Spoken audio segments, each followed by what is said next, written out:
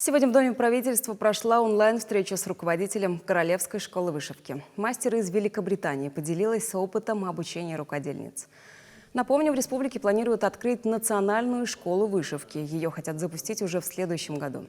В Чувашии уже записали первый обучающий видеоурок. Его довели до образовательных учреждений республики.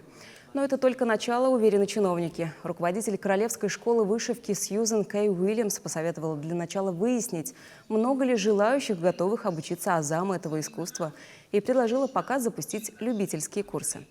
Также она рассказала, что нужно быть готовым к тому, что традиционная вышивка может претерпеть большие изменения и осовремениться. У нас вот эта программа обучения как раз касается не только сохранения, да, какого-то традиционных узоров и стежков, но мы также разрешаем и, более того, мы стимулируем наших студентов использовать традиционные техники для того, чтобы выдавать какие-то новые вещи. Министр культуры республики Светлана Каликова отметила, интерес к чувашской вышивке в последнее время только растет, и тенденцию эту необходимо поддерживать. В наших районах республики, это мы увидели, когда готовили Сурбан-Перле, есть костяк, прочный костяк мастеров.